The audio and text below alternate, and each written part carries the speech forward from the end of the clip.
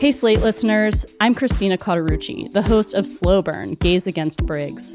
I want to tell you about a special event we're doing at the Tribeca Film Festival in New York City on June 13th. To celebrate this new season of Slow Burn and Pride Month, we're hosting an exclusive live taping of the show with special guests, including civil rights activist and Black Lives Matter organizer DeRay McKesson, comedian and singer Esther Fallick, Eric Marcus, the host of Making Gay History, and Sam Fader, director of the Netflix documentary Disclosure, about the depiction of trans people in film and television. We'll dive deeper into this season and talk about the lasting impact of the Briggs Initiative and the continued fight over LGBTQ rights in schools.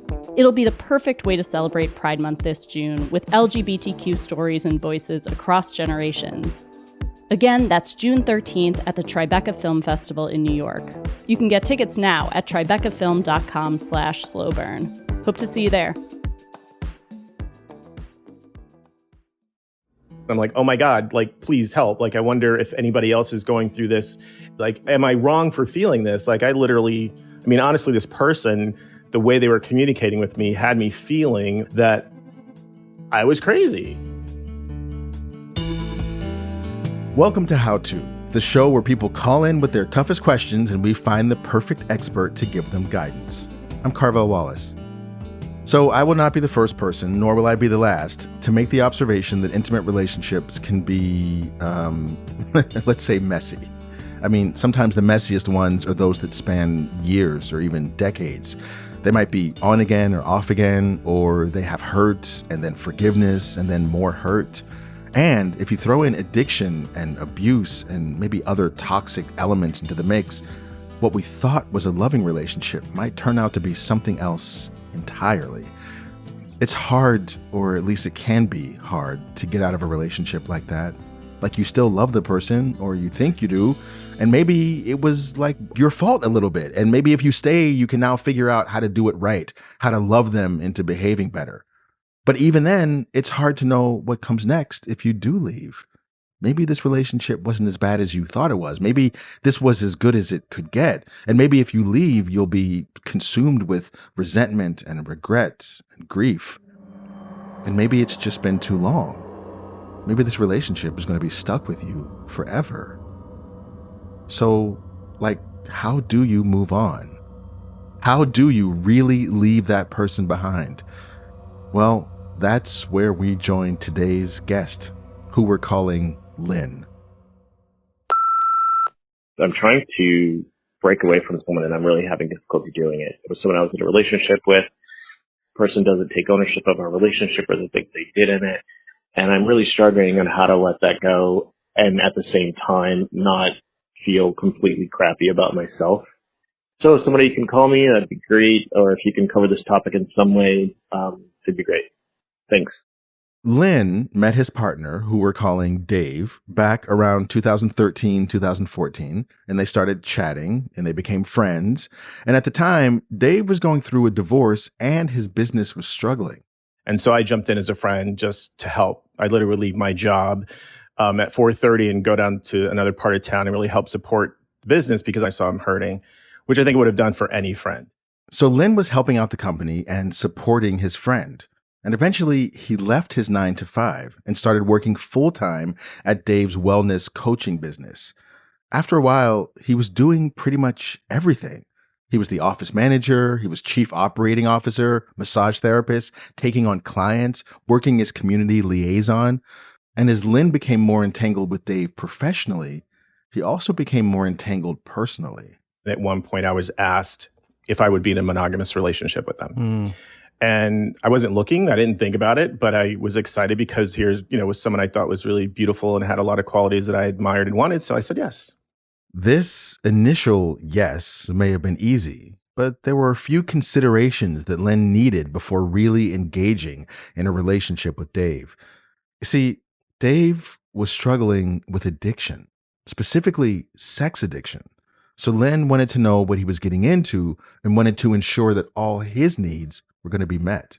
I talked to my therapist before engaging with them. And basically the rule was we had to come up with some agreements in order for me to continue. I see. So the agreements were, certain things in terms of the relationship that were okay and that weren't outside of the relationship. So because I was getting care for that mentally, I thought that it was fine. But fast forwarding many years, I realized that none of those guidelines had been adhered to at all. And this is finding out post, kind of the relationship ending. So what led to the end of the relationship in your view? Well, I think that the person, just in general, honestly, is just a liar. I think I met his entire family. We were going on vacations. I met his literal parents, sisters. I would travel there with him and his children to meet the family and hang out with them. I think there is a component of self-hatred because I don't think it was sex addiction at all. I think the person was just gay and never understood or allowed himself to be in that space, possibly for religious beliefs or whatever. And I think when both parties are privy to all the information, then both parties are responsible. But when a person is actively hiding, sneaking, cheating things, it's really hard to assess the responsibility on an equal level. And it was pretty soul crushing, I think, to have someone willing to walk with you through that part of your journey and just saying, hey, these things are needed, to, I think, just dismantle that by not honoring it. It was really challenging, yeah. So Lynn stopped seeing Dave romantically in around 2018, 2019, but he wasn't yet ready to leave the business that he had given so much to, which meant that Lynn felt kind of stuck, unable to move on from the lies and deceit, dismayed when Dave played down the depth of their relationship. Lynn did finally, recently, make the decision to pull back from their business partnership. But while he may be in many ways done with the relationship, it looks like the relationship might not yet be done with him. I just got a text message the other day that kind of reeled me a little bit. I've been dreaming about this person for the last couple of weeks. So it's been, this last couple of weeks have been a little challenging. All the memories popping up on the phone and things like that. Just, because there was good. I want to disclose here that I relate very much to what you're talking about in a lot of ways. In my own life, it's the feeling of realizing that there was some good there, but also it was not good. The difficulty of that. So it sounds to me like you're saying the challenge is basically how to move on internally, because it sounds like you have sort of slayed the demon of moving on kind of materially. Right? Like, because normally a person comes to me and says, well, you got to block them and cut them off. And I know you want to respond to the text messages, but don't do it. And then people struggle with that, but they need me. And so that's right. But it sounds like you've materially moved on. You've severed your business relationship with this person. And it doesn't sound like you're texting with them all night. You're not still going over there and sleeping with them. What is the struggle internally like? Most of the stuff came up after the fact. Like at the end, all this information is revealed of what was going on during the time where I thought we were good, and things were being shared and being honest in terms of the communication, because I set these boundaries and we're gonna kind of go with them. So it was this kind of idea that it never was good because the person lied the whole time. And it sounds so silly, but I said this person, I'm like, you broke me. Like literally that was the feeling. Like it just like, who does that? It's, I mean, I'm realizing a lot of people do now, but it's just the point. It's not me. So I know that everybody's not me.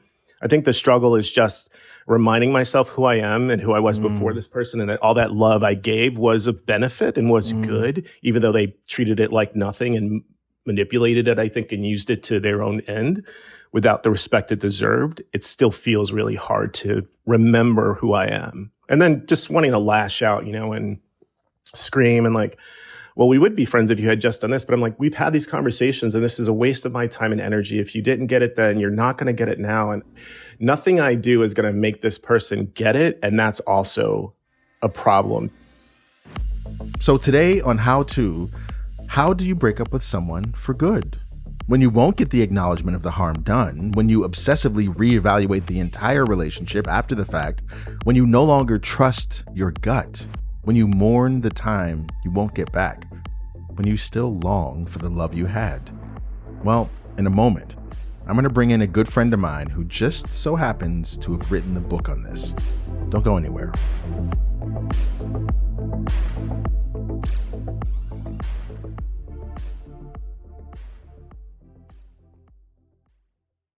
Get 3% daily cash back when you use Apple Card to buy a new iPhone 15 or pair of AirPods at Apple. You can choose to grow it at 4.4% annual percentage yield when you open a savings account through Apple Card.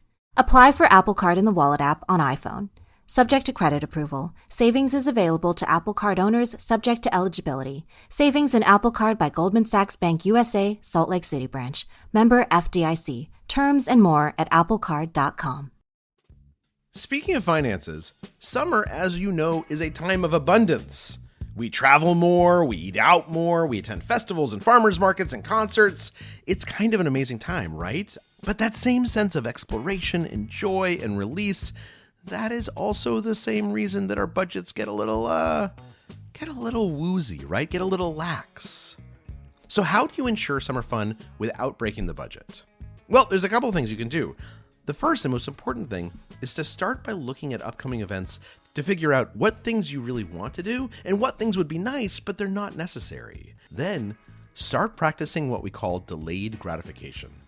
Save by skipping the small things that you don't actually care about. And that way you'll have enough cash to attend the big concert or to go on that trip at the end of the summer that you were really looking forward to. The thing is, thinking ahead doesn't kill spontaneity. It makes it work. When you suddenly find that cool, trendy restaurant that nobody knew about and you discovered it in August, you have enough in your monthly budget to accommodate that. And this is just another easy way to have some financially sound fun this summer. Nina Renata Aron knows what it's like to love someone and to try and leave someone whose addiction is ultimately destructive to their life and yours. It was a decades-long relationship that brought Nina to the brink, forcing her to confront hard truths about love and ultimately her own role in the destruction. She wrote about the experience in a tremendous memoir called Good Morning, Destroyer of Men's Souls, a memoir of women, addiction, and love. It's one of my favorite books, and I highly recommend you get a copy.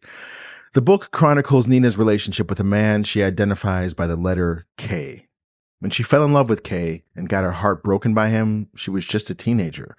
So when he walked back into her life in her 30s, she was already primed for a very intense ride. We began a really wild, tempestuous love affair that lasted almost 10 years. And I left my marriage. I had 2 little kids. I put myself through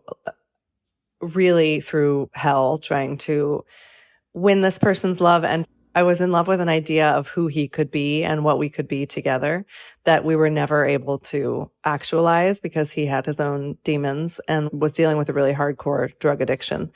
But I went back for more and more for years. And I wrote about that experience and connected it to a sort of wider experience in my upbringing of codependency and being sort of boundaryless and giving myself over to these intense experiences, thinking that I could change people or get what I wanted from people, even when what I wanted was very plainly not on offer.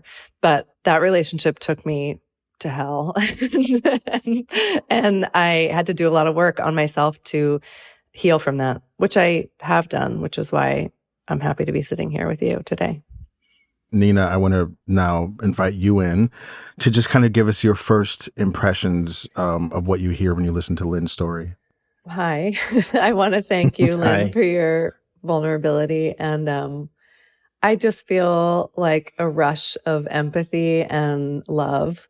I think it's really easy for us to think this is just like all part of love. And it's not. There are a lot of people who don't ever experience things like this. And those of us who do know something different. It's not that we understand like a dark side of love more or more deeply, but this is its own kind of experience. So I just want to honor that it is real. It was real. It was hard for me to listen and not chime in every 5 seconds or so, but I've been vigorously nodding, and I relate to literally everything you said. Lynn, I was really struck by the sort of changing paradigm that we look back on relationships with when we think we had something, and when it's over, not only do we realize that it's over, we also realize that we maybe never had what we thought we had to begin with? Relationships ending don't bother me. They hurt and they go away. Mm-hmm. This one feels very different because the level of deceit, I've never had deceit and betrayal before. It's never been a concern. It just overwhelmed my senses. Mm-hmm. And so the look back wasn't that, oh, the relationship was amazing and it ended. It's that the way that it ended, the lies, the coming back saying it was never a relationship, the things that have been said to me after have been like, it was clearly nothing. Mm-hmm. You know, this is someone whose child I was around, his youngest child I was around more than its own mother the last several years because of their conflict. Mm-hmm. This kid used to call me dad. It was very life affirming for me to be involved in this situation where I've got this young teenage kid wanting to hang out with me. It's very powerful. So it wasn't just like I was dating some dude. It was the family, it was the business. And it felt like when the conversation would come, we were never in a relationship, and never honoring that reality was offensive because it was like, well, no friend would be in this space with you. Friends don't do things at this level for friends. Do you know what I mean? Yeah, no. Nina, I mean, how does one recover from having things shifted in this huge way, all this betrayal? In healthier breakups, it's easier to accept the factors that are contributing to the end of the relationship. And on some level, you'll always have had a different relationship to that history together, but it's not radically different. And in this case, it's like, to me, one of the most painful things to accept is that this person is probably never going to understand how you experienced this, how much this hurt, and that part of what's so hard to live with is it feels like you're on a different planet or something, that someone sort of refused to let you in on what was really happening in the relationship for them. Right. And now you have to accept that they have a very different story about it. And that story might be like, oh, that wasn't that big a deal. Like, yeah, he's someone I used to know or something. We get in our heads thinking we know what someone else is thinking about us or about the relationship. I would challenge you to not assume that you know what he's thinking, you know what he's said to you, but it sounds like you have been in a kind of like healing mode and done a lot of work on yourself for many, many years. And I don't know about what this person has done, but it doesn't sound like he's able to be really real about how significant this relationship was for him. And so it's hard to not take what he says as his truth, but I don't necessarily know that it is. I think it's really hard to accept that we have to just sort of walk away with our own truth and our own understanding. But the more we can let go of thinking that we understand what was going on for that person, I think the better off we are. Easier said than done, of course. I know that in my experience, I often feel like if someone is like wrong to me, it often feels like my ability to move on from it is contingent on them in some way being like, damn, you're right. Like I really did. Or at least acknowledging on some level, even if they don't fully get it, just being like, yeah. And like, I have been truly amazed at some of the situations I've been in where like, I'm like, surely this person is going to acknowledge that they did this thing that we all agree. Even they would agree if someone else did it was fucked up. Exactly. And yet they're unable to. And it's crazy how I get stuck on that. I'm wondering if you relate to that, Lynn, that feeling that almost like you can't move past it until the other person gives you some part of the key that you need to kind of like get through. Well, I think that before, when I had to see this person every day, I did, because we were still trying to maintain a friendship. And there was even a period where we were engaging intimately.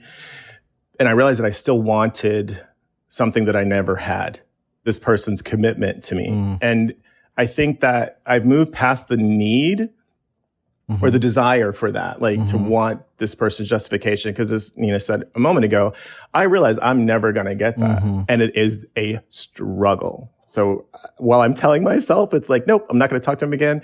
The last 3 weeks of dreams every single night, think of him every morning when I wake up. And still every morning since we known each other pretty much, I think of him. I think about him going to bed. He was always a consideration in the things I was doing in my life. So it definitely is hard. These kinds of people introduce a sort of unmanageability into our lives. And I think it takes a long time for it to go away. And I wonder, like, if you could describe what is sort of your ideal for how you would be relating to these memories or this person. It sounds really challenging in your case because you had these two registers, business and personal life. And like this person was like hugely involved in both of them. I'd love to hear more about how you would like to feel and like how you would like to regard this memory of this time you spent with this person. How I would. So I think that, I'd like that feeling of peace, to be able to engage with this person and not be angry or not see them and want to punch them in the throat, and just not think about ruining their lives and things like that. And I allow myself those moments because I'm human. I allow myself to feel anger and rage. So I think the peace that we had, the thing that people recognized when we were together was often peaceful. It's like, you guys are just perfect together. That energy, that fun, that would make you answer a question when we're on a cruise about how long we've been together, which I didn't say anything. You answered that question. That's the level of peace I would like. It was this feeling of honesty, this feeling of compassion, this feeling of connection that I don't think even that person can deny. They lie to themselves, but I don't know that I want it because I don't think it's possible. What you're saying is reminding me of one thing I did after my relationship finally ended. And I just want to validate that when you haven't had particularly bad breakups, it is just scandalizing to be lied to discover the extent of the deceit. Like, you kind of just cannot process that somebody could do this to you. And that idea that like there ought to be justice or that there is a truth is really kind of like, it just sort of burns in your mind. I think like specifically for me, it's that I demonstrated I was there for it by telling you that it was okay. Like that's the like, I was there for it when you were already doing that and literally loving you through it. And that's the added part that just makes you want to scream and, throw absolutely punches. It sounds like you brought all of your innate love and openness and your tools that you've honed over the course of your career and over the course of your own healing to bear on this relationship. And like, still it didn't take, and that feeling is just maddening. But I also think that there's also just a lot of, I think, wisdom in being really real with yourself. It's easy to think of these things as like tough or challenging but I feel like my healing didn't really begin until I was willing to say, this took me to like depths of suffering that I didn't know existed, honestly, and depths of, just like an intensity of obsession, of abjection, of putting myself in a really, really painful situation over and over. Becoming able to talk about the sadness and the fixation in those terms for me personally was really useful. And I also, you said earlier, like it wasn't all, it was also really good and really peaceful. And like, there is a reason why we fall in love with certain people or have, are drawn to certain people. And so because I was trying for a time when I first left my relationship to not have any contact with this person, I still don't, but I started keeping a list of the things I really missed and loved about him. And that was also so painful. Some of them were like, inside jokes, and some of them were just like qualities in his being that I just loved so much that I was so certain I would never experience again. But keeping that record really helped me stay really honest about the pain I was in. And ultimately it became weirdly kind of a template for what I did want in a relationship. And it actually, that template, it is a lot like the very happy, healthy relationship I am in now. But I just needed to stay really real about all the bad stuff, but also like how much beauty there was in that relationship and all the things that like kept me in it in the first place. That helped me forgive myself because I wasn't just like debasing myself. I was there for all these wonderful things too. I think that's definitely the part that is the most challenging for me, because I remember those, honestly. I feel those good times more than I feel the negative times. Like I remember the fun we would have, and the fact that it was really beautiful. Of course, it can be hard to disentangle ourselves from another person with whom we were once intimately connected. And there's no reason to expect that we should be able to be completely done with them. But you can care for that lingering relationship that you have with them inside of you without actually having to go and relate to them in real life. You can keep a journal of the things that you miss, a list of the jokes you wanted to make. You can acknowledge that it wasn't 100% bad without convincing yourself that it was perfect or even good. We're going to take a quick break, and when we come back, we're going to talk about respect and returning to the self and the comfort of being hurt. Stay with us.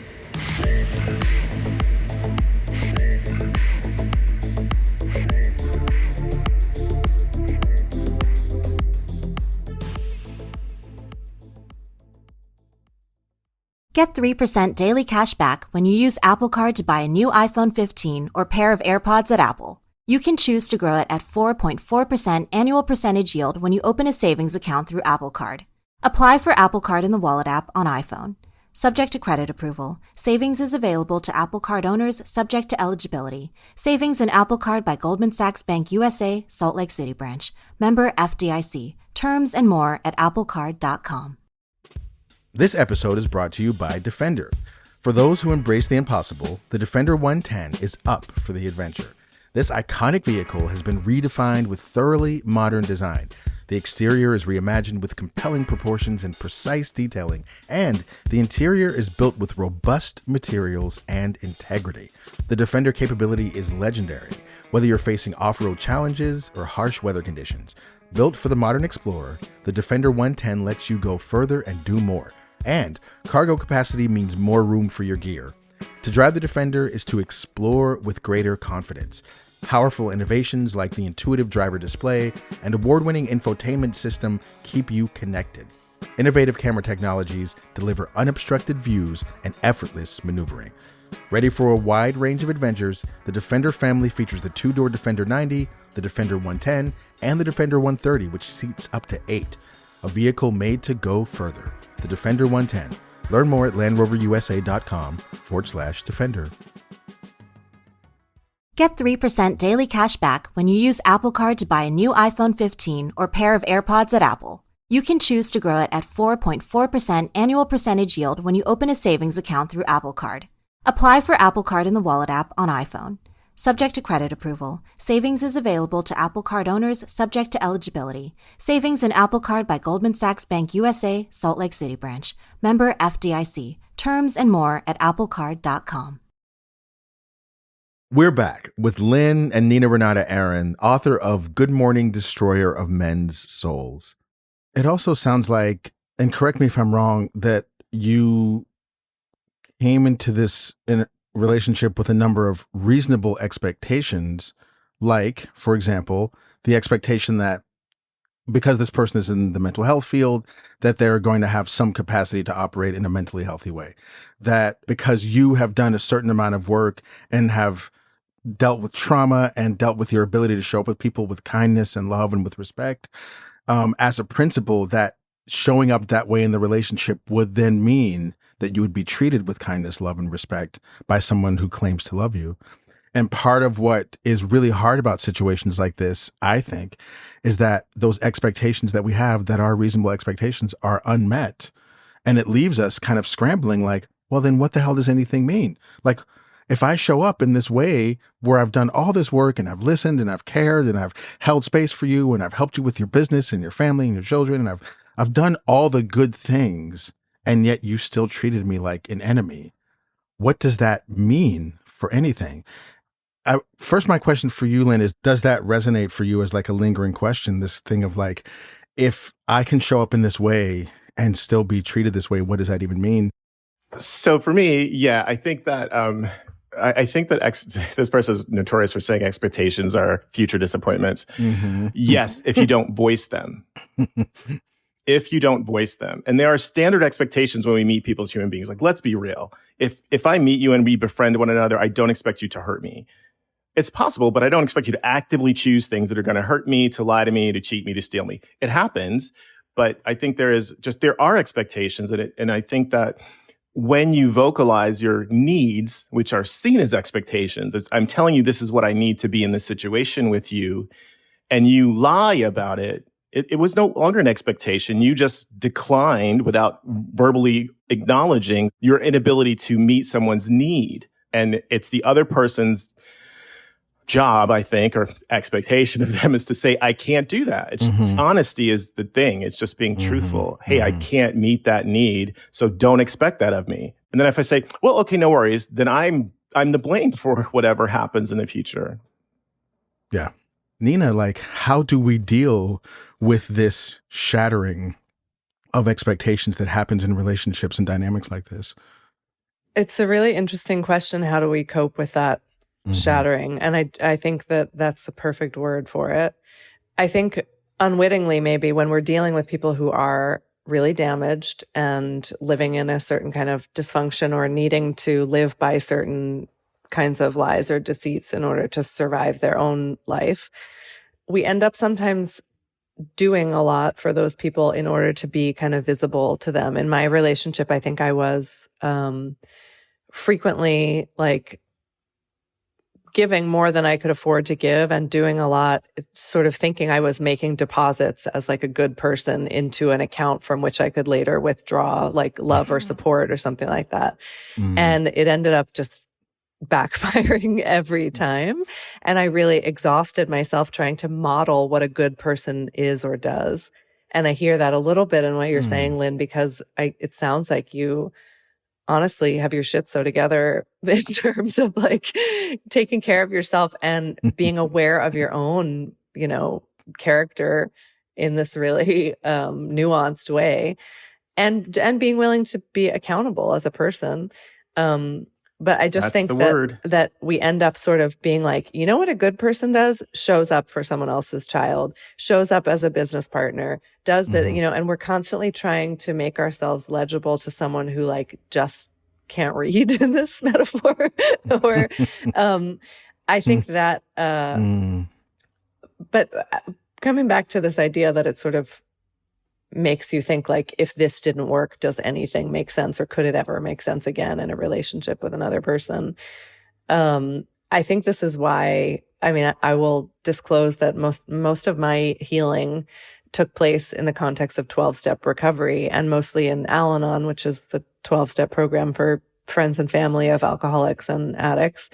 And the sort of tagline of the program is to keep the focus on yourself, because as soon as our focus strays and we start thinking about that other person, we're back in that kind of manic accounting, and everything stops making sense. And the only thing that really worked for me and has worked for a lot of the women I've sponsored in Al-Anon is a kind of radical focus on the self, which for someone like you would maybe feel self-involved or selfish, or it sounds like you're maybe more. I'm all for that. Maybe not.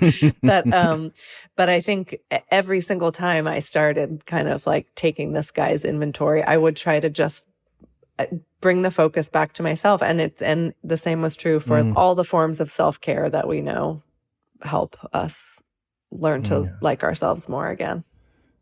I really understand that, the exchange. I was kind of cool with deposits. I really like that idea. And I was talking to a client about this not too long ago. I use this illustration because I think this is really a thing. When people, like, I think there's something we cannot see that connects us. It's the same idea of a soul. Like, I can't see your soul. I can't give you my hate. I can talk to you about it. I can express it. But I kind of talked about it like little balls of light, and the idea of like metachlorians, if you're a sci-fi fan, right? It's like little balls of light that we have in us that when we connect, we exchange them automatically. And the deeper the relationship, the more of your balls are in my body and the more of my balls of light are in your body. They're exchanging, processing, giving, and sharing constantly. When the other person decides to give energy and that love to someone else, they're actually not just giving their own balls of light, they're taking some of yours and giving it to a third party. right? Or they just leave and rip away. That's what I feel like my heart was ripped out. I think there's something we can't see that actually is present in a relation, that when someone leaves and they haven't had time to unwind it by saying, hey, Nina, this is great, but I think we need to start figuring something else out. And that gives you time to coalesce yours and for me to coalesce mine. And then people part. Now, there's still going to be some residual, but I think that kind of visual in my head is when people do something wrong and you're not collecting and coalescing your own, and they just decide, oh, one day, hey, boom, I'm out, and then you're gone, and you're like, wow, the connection's no longer there for me too. So now I've got to try and regenerate or find that self-care and find ways to regenerate all that's been lost, if that makes any sense whatsoever. I think that's beautiful. Yeah, that does help me understand why it can be so difficult to have a relationship taken from you without your consent or without the proper transition. Because that's what happens when a person treats us badly, is that they are in effect taking away a relationship from us that we thought we had, and we didn't get a chance to transition out of it. We didn't get a chance to say, okay, this is ending, I'm sad, but we didn't get none of that. It's just suddenly gone. And yet there is, I think one of the questions that we have about how to move on from that is, how do we deal with the damage caused by that rupture? I mean, Nina, I'm going to put you on the spot. Like, I'm literally going to ask you to explain to our audience, how does one get over a rupture like this? Unfortunately, it takes time. I think it takes that kind of hyper focus on yourself and on your own well-being. I think it takes a truly uncomfortable honesty about the part that you played. And for me, that meant looking at all the ways that, in fact, I was trying to control this person's life, the outcomes in this person's life. I believed myself to just be like an ambassador of love and goodwill, but I was trying to kind of help this person get sober, stay sober, see his own potential, get a certain kind of job, like become what I consider like a functioning member of society. That was like my stuff. And I had to really, really get real about owning that and what was underneath all of that, which was fear that if somebody didn't need me for their survival, that they wouldn't love me. And that if I wasn't like essential to somebody's daily well-being or the well-being of their family or any of those things, that like I was not lovable. So it was like, I think getting really, really deeply, I mean, it was a miserable process, to be totally frank, but really understanding my own struggle to like love and accept myself and my own struggle with my own self-esteem. I want to just clarify one thing, because I think that is a kind of an interesting concept. And in your book, I think what really struck me when I read it was this idea that it's possible to use your love and care, like your boundless love and care, which feels so baseline good and moral and right, because it's love, that it's possible you found that you were maybe using your love and care in order to extract outcomes in your life and in someone else's life. Mm-hmm. That if you showed up and that's what kept you showing up with like this like huge platter of love and care into a situation where clearly, to continue this metaphor, the platter was getting knocked over every time you walked into the room. Someone was like shitting on the platter every time you walked into the room, and you were just like, that's fine, I'll go back and get some more. This time it'll work. And you come back with more love and care. And the hope there is, there's this insanity to that, but there's also a hope. And the hope is that, well, this time if I bring in the love and care, then they'll go, oh my God, look at this love and care. This is amazing.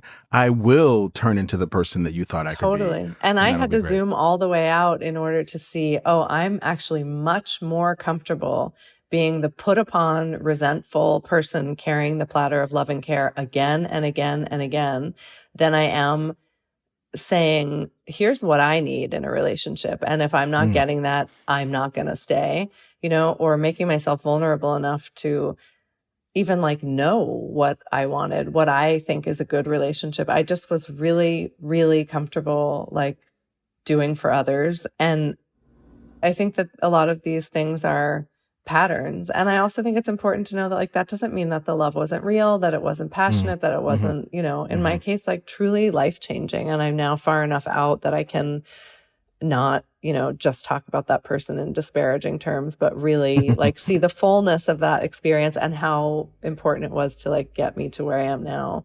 But I think it's so easy to like emerge from a situation where you've been like deceived and lied to and you've gone around and around a million times with somebody really difficult.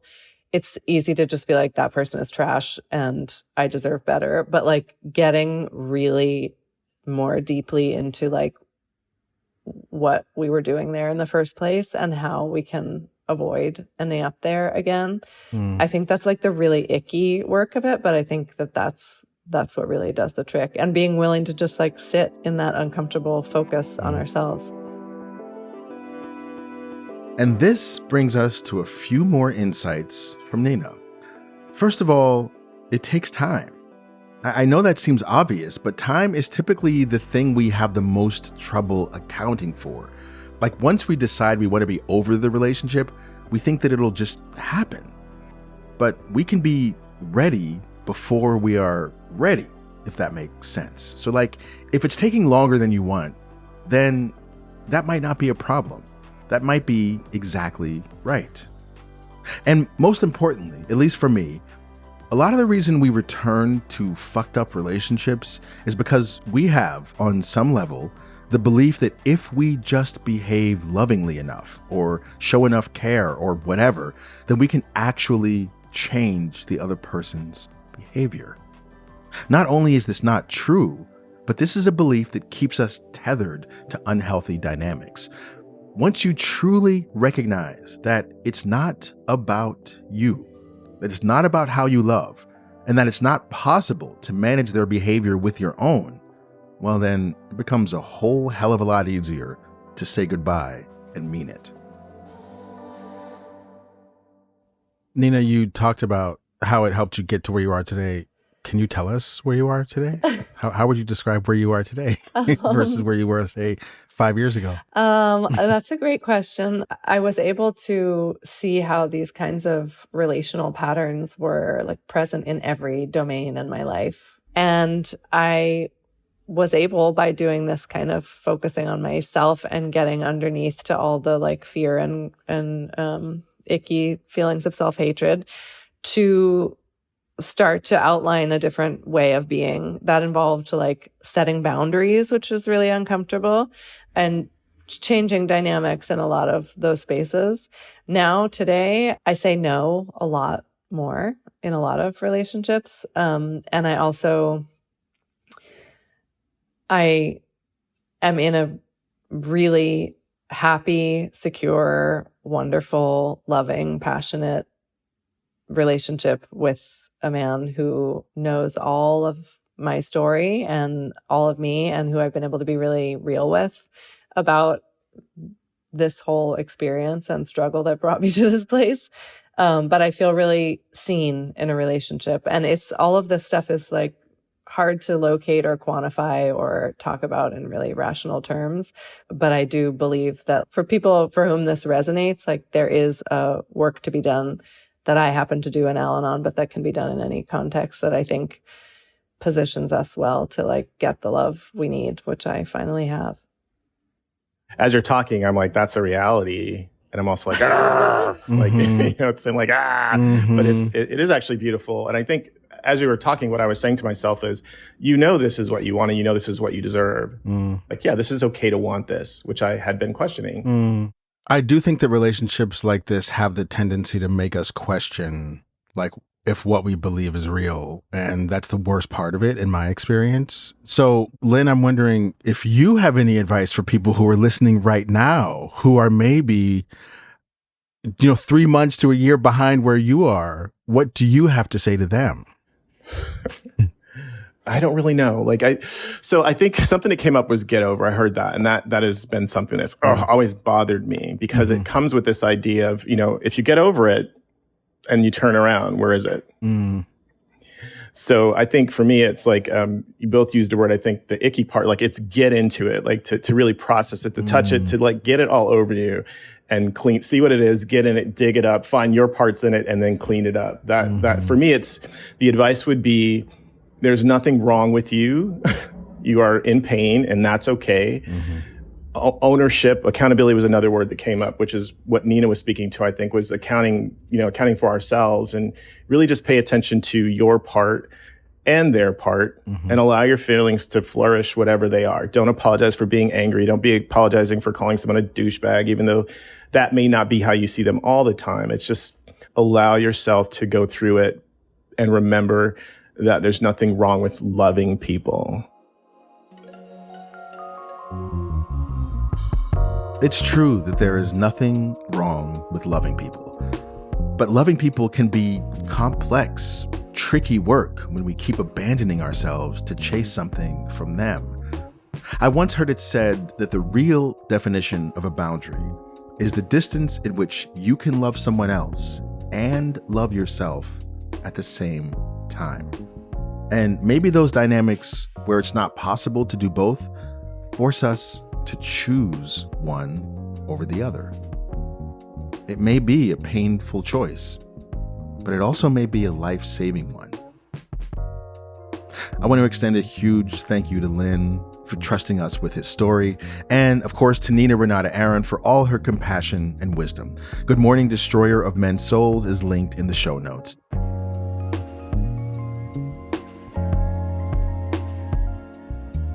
Do you have a problem that's destroying your soul?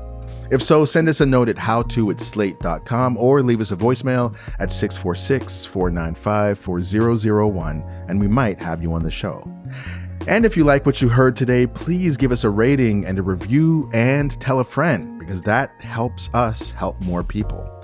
How To is produced by Rosemary Belson and Kevin Bendis. Joel Meyer is senior editor, and Derek John is executive producer. Merritt Jacob is senior technical director and composed our theme music. Charles Duhigg created the show. Courtney Martin is my co-host, and I'm Carvell Wallace. Thanks for listening.